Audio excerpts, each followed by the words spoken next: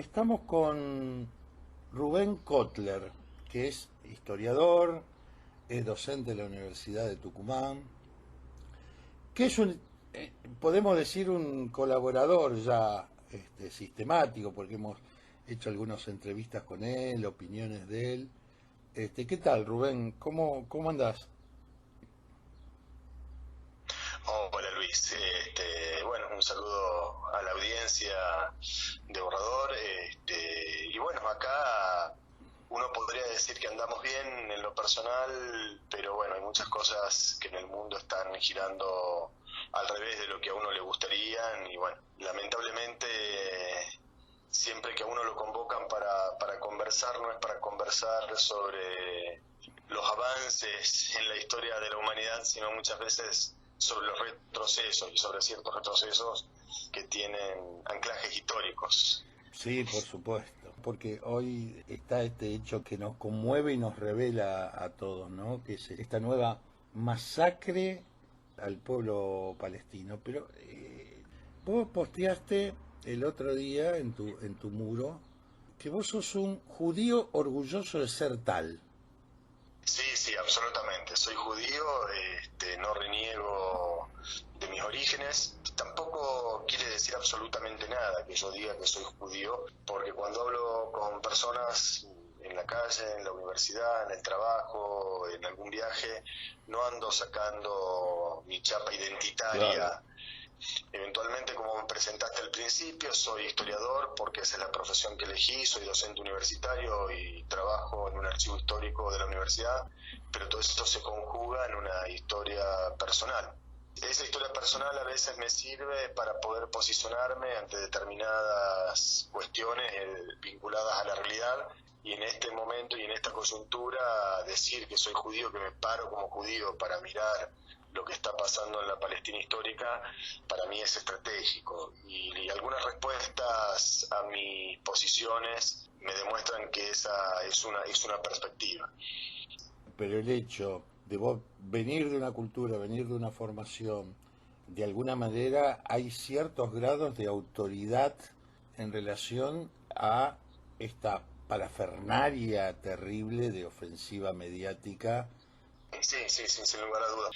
Yo prácticamente toda mi formación inicial y secundaria la hice dentro del ámbito comunitario judío, en una escuela judía, asistí al templo, es decir, tengo todos mis años formativos atravesados por una formación que hoy yo denomino judío sionista, porque creo que hay que distinguir también y hay que decir, el judaísmo no es uno solo, hay cantidad de visiones sobre quienes se consideran judíos, los hay religiosos, los hay ultra religiosos, los hay ateos, es decir, el mundo judío, como cualquier otro mundo, es muy heterogéneo y es muy amplio.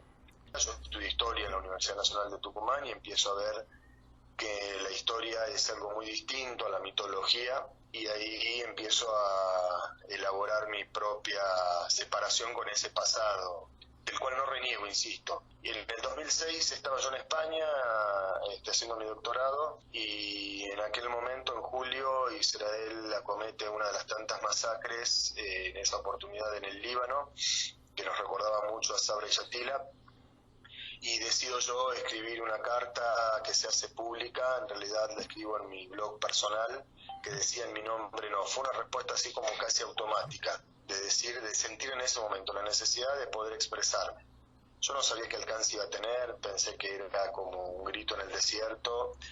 El tema es que al poco tiempo me empezaron a llover correos electrónicos de gente de la comunidad judía de Tucumán diciéndome de todo menos bonito. Pero además yo era considerado un traidor en ese momento, porque cómo podía ser que alguien formado en la escuela judía y habiendo sido además docente de la escuela hablara en esos términos, y hablar en esos términos sobre la nueva religión que inventa el judeo-sionismo, que es la religión Israel. Yo digo que Israel vino a reemplazar a la vieja religión judía.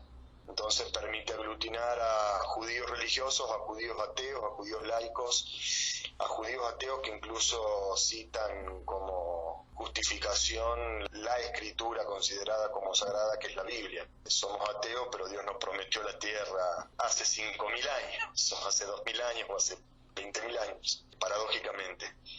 En el 2008, cuando retorno a Tucumán, me empiezo a encontrar con algunos conocidos que estaban en la misma situación. Algunos habían sido militantes de izquierda, otros habían hecho un tránsito muy parecido al mío de posicionarse como antisionistas. Y nada, hicimos algunas acciones en aquella oportunidad, porque en el 2009 apareció una de las tantas ofensivas de Israel contra la Franja de Gaza. Hicimos bastantes acciones públicas apoyadas acá, sobre todo por el Partido Obrero, eso lo tengo que decir, quienes nos permitieron también poder generar espacios de debate y de discusión. Esa es un poco mi historia, y hoy, obviamente, ante cada masacre y ante cada reforzamiento de lo que es el genocidio sostenido y planificado por Israel, uno siempre tiene la necesidad de seguirse pronunciando. A uno le da la impresión como que esta generación de una ideología, tomándola como Marx decía, como falsa conciencia, ¿no? Que siempre se intenta a partir de eso ocultar los mecanismos de dominación o de explotación, y por otro lado es como que esconde esa realidad generando un otro distinto, un otro que es un monstruo o un animal, como dijo y se viene repitiendo en el Estado de Israel en relación a los palestinos. Sí, y que de hecho Menachem Begin se va a considerar los cucarachas. En realidad hay un doble juego perverso con respecto a ese otro. El primero es el ocultamiento, no existe ese otro. Y como no existe ese otro, uno de los mitos fundantes es una tierra sin pueblo para un pueblo sin tierra, negando que en 1947, cuando se produce la expulsión de los palestinos de Palestina, había entre 600 y 700 mil palestinos, y que conformaban la mayor parte de la población en ese momento, no sé si era el 80-85% de la población. Y eso ocurrió también en la formación escolar. Cuando yo reviso los textos con los que yo me formé, en un momento donde no había internet, donde no había posibilidades de acceder a otra bibliografía y a otra literatura, no existían los palestinos. Entonces era justo que los judíos que se venían escapando de los pogroms, de los zares rusos, llegaran en tandas a Palestina, haciendo su experiencia de colonización y volviendo a la tierra prometida. Y ni qué decir a partir de la aparición del sionismo como tal, y Herzl, digamos, siendo la máxima expresión de esa filosofía política. Y hay un texto muy interesante de una pedagoga de Israel, Nurit Pérez, y su trabajo refiere a la formación pedagógica en Israel, donde está la ausencia del otro. Es decir, entonces no es solamente nombrarlo como un animal, como una cucaracha, o que son animales, sino directamente borrarlos de la historia. Entonces, si no hay un otro en la historia, estamos nosotros, que somos legítimos dueños de esa porción de tierra que hace 2.000 o 3.000 años o 5.000 años Dios nos legó.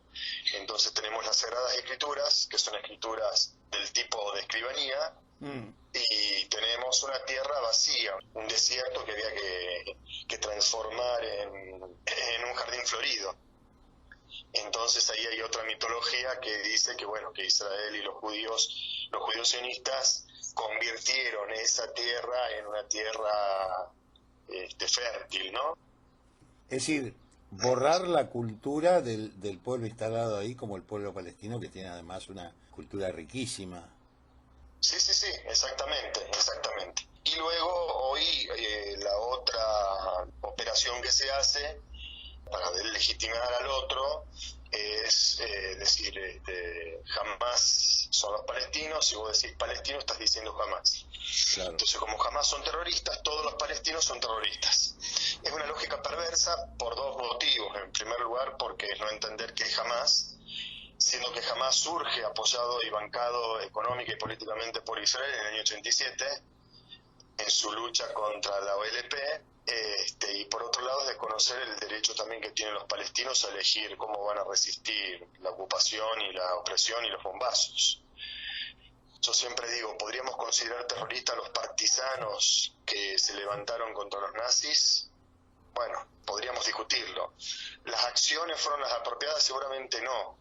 eso es algo que en algún momento habrá que evaluar, por qué se hizo, por qué se dejó hacer. Pero a lo que voy es que siempre hay una operación dentro de la pedagogía que va acompañada de operación mediática, que va acompañada de operación política, para justamente negar la existencia de los otros. Yo te cuento, tengo una amiga que ha dado clases en una escuela, que es la escuela judía en Rosario, de la comunidad judía de Rosario, que se llama Bialik, donde sistemáticamente hacían charlas de los alumnos con generales israelíes. Sí, no, y además los materiales pedagógicos que llegaban a las escuelas venían directamente de la embajada. Entonces, de repente, la literatura que leíamos y que con la cual se educaba eran materiales que venían directamente desde la embajada, en escuelas que además preexisten al Estado de Israel. Eso por un lado, y por otro lado hay que tener en cuenta que hubo muchas familias judías que no adscribieron a esas posiciones, ¿no? Pero sí, el ejército es una parte muy importante, y ahí vamos a otro punto que también es fundamental. Claro. Cuando se dice han atacado población civil, en Israel no sé si hay población civil, teniendo en cuenta que en su gran mayoría los nacidos en Israel han pasado por el ejército, hombres y mujeres, y los hombres hasta los 40, 45 años son reservistas. Y después de eso hay muchos que siguen en la carrera militar. Lo que no quiere decir que no hay objetores de conciencia, porque esa es la otra parte que también se oculta. Así como estamos los judíos antisionistas, también dentro de Israel hay posiciones que critican y cuestionan al Estado, ¿no? Y son denominados por los miembros de la comunidad judía que apoyan a Israel, bueno, de la peor manera también, ¿no? Después, dentro de ese campo también hay una multiplicidad de voces entre los que consideran y creen en la posibilidad de los dos estados, en la solución de los dos estados, y estamos los que pensamos que la solución de los dos estados no es posible, no es reconocimiento de derechos, y seguimos pensando en esa salida de un único estado en el que puedan convivir judíos, musulmanes, cristianos, y el reconocimiento del derecho del pueblo palestino de poder retornar a sus hogares que fueron destruidos. Estoy diciendo una cantidad de cosas, sí, pero bueno. No, yo te quería retrotraer ahí una reflexión de lo último que dijiste, ¿no? Porque es una discusión, ¿no? Lo de los civiles. Pensar que Israel tiene unas fuerzas armadas constituidas por 600.000 personas en una población que podemos hablar hoy de 10 millones de habitantes, y donde la mayoría del mundo formateado por esto está como armado. ¿Frente a qué enemigo? ¿Cuál es el enemigo? Los palestinos. Exactamente, sí. Más el arsenal nuclear. Es, no sé si el cuarto o el quinto arsenal nuclear más importante también, con capacidad de destrucción de todo el planeta. Claro. Y que vende armas a medio planeta. Y vende armas a medio planeta, ese es un buen punto que estás tocando también, porque hay otra parte de la mitología sobre la única democracia de Oriente que alimentó sistemáticamente a feroces dictaduras como las nuestras, vendiéndole armamento. Entonces, de repente, es tremendo que hoy se apele al tema de las desapariciones de los ciudadanos, que tampoco sabemos si son ciudadanos argentinos o israelíes, porque optaron por la ciudadanía israelí, y en ese sentido, ¿por qué el Estado argentino tiene que repatriar a quien tomó la opción de convertirse en ciudadano de otra nación? Esa es otra cuestión, para los que creen en el nacionalismo, obviamente. Entonces, bueno, me parece que por ahí hay una cantidad de cosas y de mitos que hay que empezar a desmontar también desde el punto de vista de lo que se dice, de lo que se piensa, de lo que se transmite, ¿no? El enemigo son los palestinos, eso está clarísimo, y está clarísimo desde la creación misma del Estado y desde la limpieza étnica de Palestina, como le llamó el historiador israelí Ilan Pappé, historiador que está exiliado en Inglaterra porque sufrió persecuciones, pero dio visibilidad a una cuestión que no estaba en la tradición palestina o en la historiografía palestina, estaba en los documentos oficiales de ese Estado que estaban haciendo. Es decir, apelando a documentos oficiales, se habla de borrar a esos otros, ¿no? En el llamado Plan Dalet, que implicaba borrarlos del mapa. Bueno, ahí hay muchas formas de poder borrar del mapa a un pueblo. Una forma es provocando un transfer de personas, como ocurrió en el 47 y 48, y la otra es encerrándolos, construyendo un muro, construyendo una cerca y periódicamente bombardeando, escupiendo bombas, como lo está haciendo una vez más Israel ahora. Claro, porque esta no es la primera vez, por supuesto. No, por eso yo decía al principio, hay que anclar la historia también en los clivajes históricos y hay que pensarlo históricamente.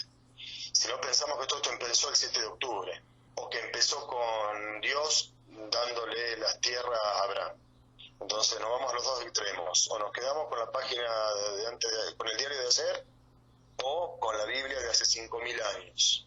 Y no entendemos que esto es un proceso histórico que tiene que ver con el surgimiento de los nacionalismos en la Europa occidental, que tiene que ver con el colonialismo y con la conquista de tierras, y que tiene que ver con un mundo capitalista que se fue acomodando a lo largo del siglo XX y que necesitaban en Oriente Medio un enclave que fuera la quinta columna de ese mundo que ya en ese momento empezaba a dividirse en los dos bloques.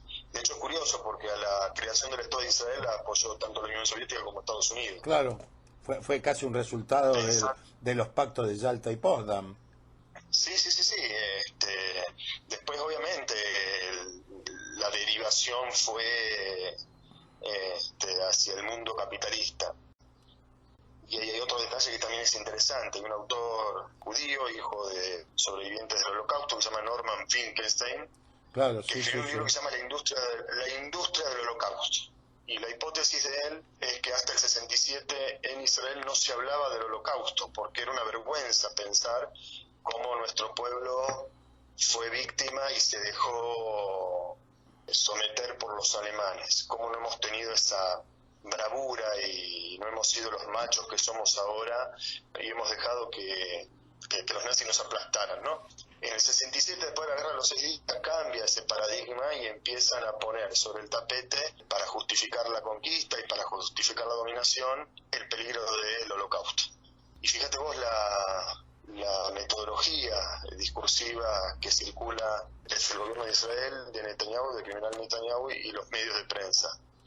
Es el peor ataque que sufre el pueblo judío, y pongo esto entre comillas, el pueblo judío, desde el Holocausto. Caramba, otra vez el peligro del Holocausto y nos quieren exterminar a nosotros como judíos. Entonces, bueno, hay también una banalización de lo que fue el Holocausto, que tampoco fue exclusivo de los judíos. Digo, el Holocausto nazi no solo persiguió a los judíos, persiguió a los gitanos, persiguió a los negros, persiguió a los opositores políticos. Sí, y tenía una profunda raíz también ocultada detrás de eso, que fue derrotar al movimiento obrero en Alemania para evitar cualquier tipo de proceso revolucionario. Absolutamente. Es decir, fue mucho más amplio. Y eso en las escuelas judías no se enseña, entonces se enseña propaganda. Y cuando a la propaganda vos le anteponés documentos, argumentos, el interlocutor no te quiere escuchar. Entonces, a mí me interesa escuchar y leer absolutamente todo. Así como lo veo el nefasto de Feynman con la banderita de Israel, hacer un programa y me trago los barbarazos que dice, también lo leo a Ilan Pappé y también lo leo a Nur Masala, un fantástico historiador palestino, que si no lo conocen les recomiendo, y hay libros traducidos de él sobre la expulsión de los palestinos de la Palestina histórica. Sí, o escritores valientes como ahora, como Levy y tantos otros, ¿no? Sí, Gideon Levy es un periodista que escribe junto con Amir Haas, que vienen retratando los barbarazos y de cómo vive la población palestina en Gaza y en Cisjordania, y son periodistas de un medio israelí liberal como Haaretz. Haaretz sería lo que sería aquí Página 12, un medio liberal, digamos, progresista, y vienen hace pero muchísimos años retratando cuáles son las condiciones materiales de vida de los palestinos en Gaza. ¿Qué esperan? ¿Que los gazatíes salgan al otro lado de la frontera y le tiren flores a quienes van a un festival a metros de la franja? todo bien, estamos festejando y estamos celebrando, y mientras a la par nuestra estamos masacrando hace años a otro pueblo. Sí, sí, sí, porque hablamos como se ha repetido mucho en estos tiempos la cárcel a cielo abierta más grande del planeta, y hoy amenazada a ser convertida en escombros, como estamos viendo con estos ataques sistemáticos, indiscriminados, terribles contra población civil.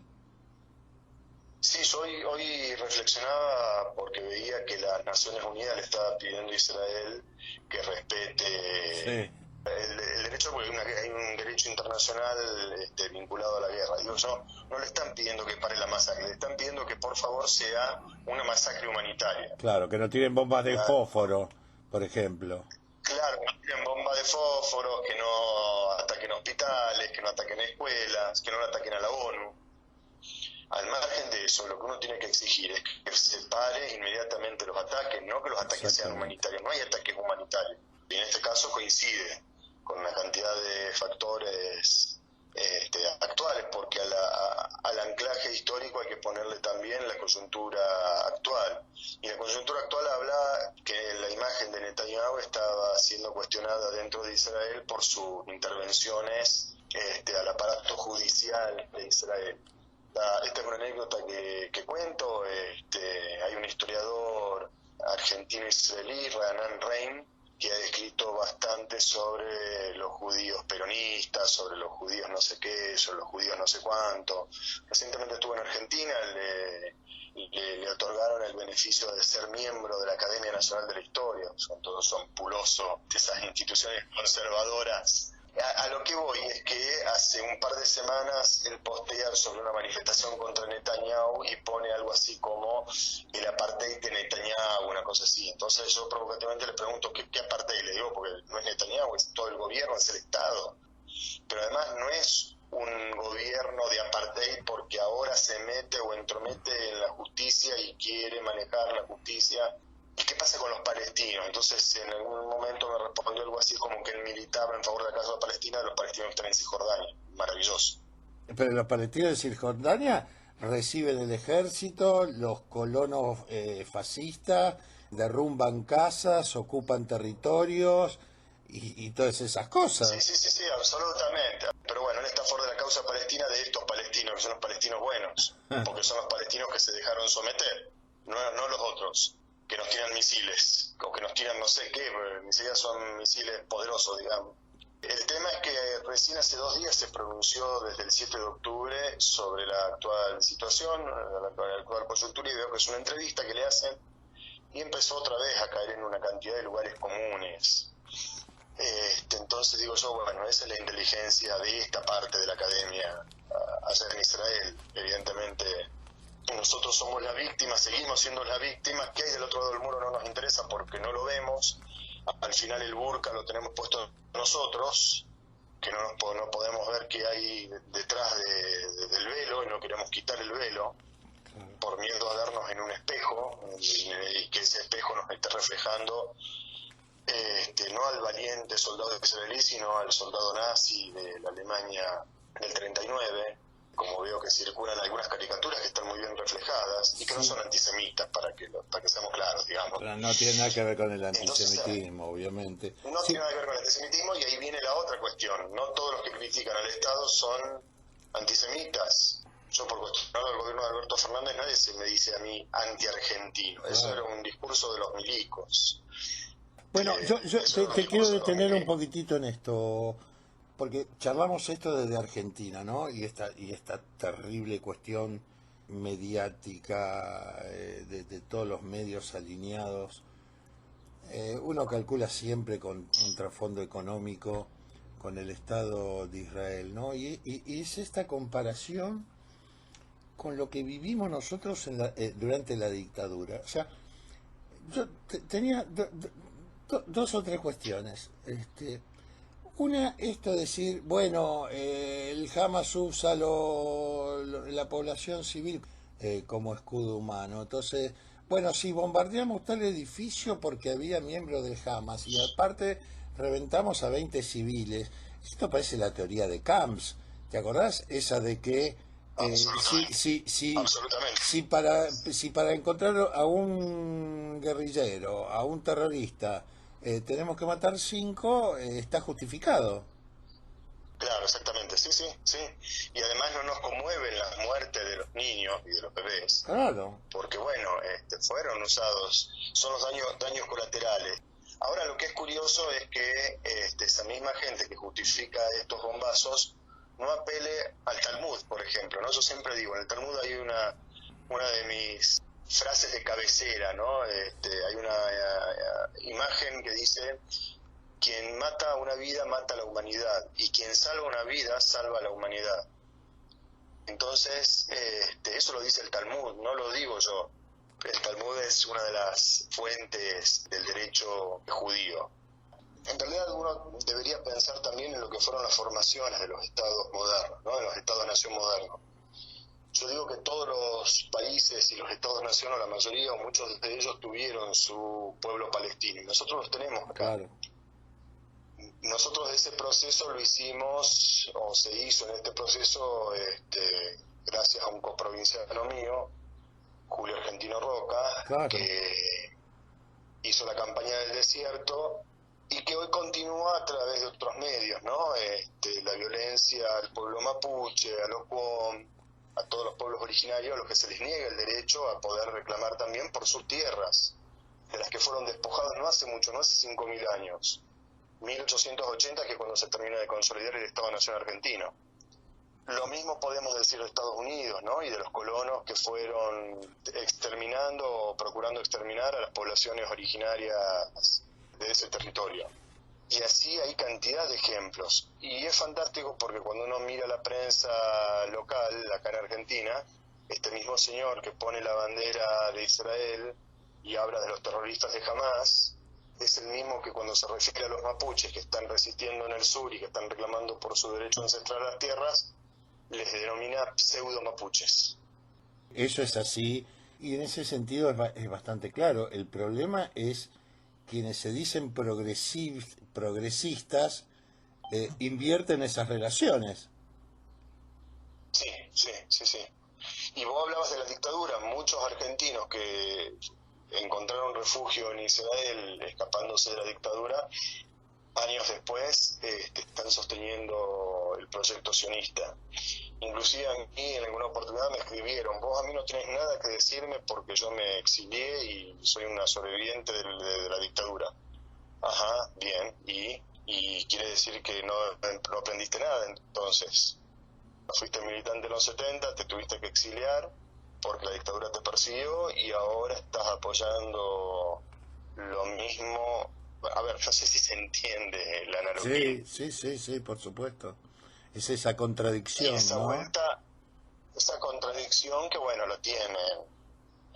Pero después, viste, es muy curioso porque cuando mirás cómo se refieren a quienes no pensamos de la misma manera que el aparato sionista, como lo establece el aparato sionistas, fulanito no quiere debatir, es un mono neuronal.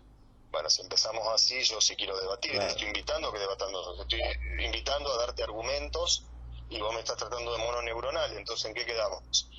El problema es de quién lo tiene. Para terminar esta charla quedaría para muchas horas porque tiene tantas aristas. Hoy es indispensable pelear para parar este genocidio contra el pueblo palestino que promete agudizarse cada día, ¿no, Rubén? Sí, yo creo que lo urgente es eso, hoy romper el cerco informativo y ver de qué manera se puede conseguir que, a ver, los pueblos van a manifestarse y van a salir a la calle. Nosotros acá en Tucumán lo vamos a hacer el viernes con una agrupación que se llama Tucumán por Palestina para manifestarnos. Pero vas a tener contramarchas también. Entonces yo creo que lo que hay que tratar es de forzar a los gobiernos a que los gobiernos se pronuncien. La campaña del BDS es muy importante, creo que hay que profundizarla, pero no ayuda y no es suficiente. Hoy lo urgente es que Israel detenga la masacre. Después van a seguir, porque obviamente esto, lamentablemente, conocemos hacia atrás la historia y podemos prever y sabemos qué piensan los actores que están jugando en este juego. Probablemente haya un alto el fuego, probablemente Irán amenace con intervenir y no intervenga. Entonces, en 2 semanas habrá un llamado de alto el fuego o algún tirón de orejas a Netanyahu. Esto se parará, la vida continuará y dentro de 2 años estaremos hablando de lo mismo. Pasa que se están jugando otros factores. Hay un momento hoy de reacomodamiento a escala global del mundo, donde asoma China como potencia, donde Estados Unidos está viendo cómo reacomoda su patio trasero. En eso nosotros tenemos que prestar mucha atención acá en Argentina, porque no es casual que el ministro de Economía, hoy candidato a presidente, haya firmado un acuerdo de seguridad con Estados Unidos hace 3 semanas. Sí. O que Guado de Pedro hace un tiempo haya firmado el acuerdo con Mekolot, la empresa israelí de agua. Claro, sí, exactamente. Pero digo, hay una cantidad de cosas a las que nosotros tenemos que oponernos. Desde acá podemos oponernos y manifestarnos en contra de estos acuerdos con Mekolot, de denunciar esta complicidad. De hecho, Massa ya dijo, si gano la presidencia, lo primero que voy a hacer es declarar como agrupación terrorista Hamás. Yo creo que hay que empezar también a mover el avispero acá, es lo que podemos hacer nosotros a priori, y seguir exigiendo que se pare con la masacre. Sobre todo eso desde ya. Sobre todo eso. Rubén, te agradezco muchísimo, sabés que es un medio radial, a veces los tiempos son complicados, pero seguramente volveremos a contar con tu colaboración para seguir con esto y para poder analizar otras aristas que son múltiples a esta cuestión, ¿no? Estupendo, Luis, para mí es un placer poder tener esta charla y que podamos dialogar de esta manera, y quedo a disposición de los compañeros para cuando lo requieran.